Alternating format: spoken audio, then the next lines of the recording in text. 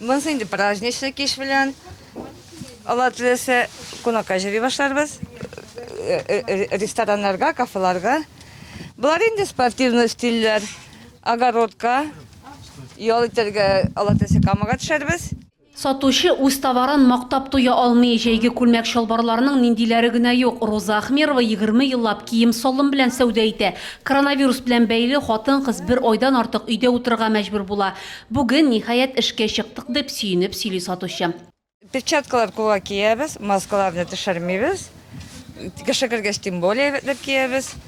И покупательләр тоже маскалар белән, перчаткалар белән бөтенсе. Булышабыз инде киендерергә. 12 майдан үз-үзеңне изоляцияләү режимы чикләүләрен бетерүнең беренче этабы башлана. Мисал өчен, өйдән СМС пропуск алмыйча да чыгарга рөхсәт ителә.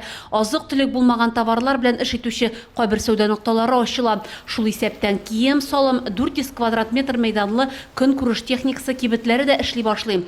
Әмма аларның аерым керү урыны булырга тиеш.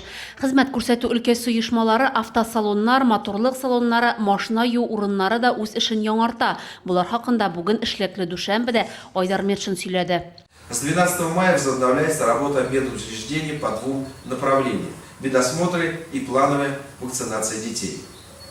Вопрос открытия стоматологических клиник будет рассмотрен через неделю, и решение будет принято с учетом санитарно-эпидемиологической ситуации. Бу атнадан муниципалитетлар арасында даими автобус маршрутлары хәрәкәте дә яңартыла. Казан, Чаллы, Әлмәт шәһәрләренә барып булачак дигән сүз.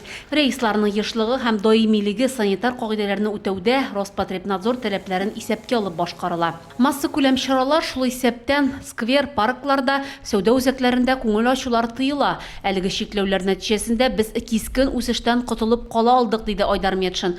Бүген Түбән Камада коронавирус йоктыруның бер яңа очрагы раслана. Барлыгы 89 кеше авырган, 13 шәһәрдәш терелгән, берәү үлгән. Хәзер махсус госпитальдә 62 шәһәрдәш дәвалана. Тагын бер яңалык, өйдән чыкканда битлек кияргә онытмагыз. Җәмәгать транспортында һәм сәүдә оешмаларында перчаткаларда мәҗбүри, әлеге таләпләрне бозучыларга штраф каралган. Гөлия Нигъматуллина, Рафаэль Рәкыйпов, НТР яңалыклары.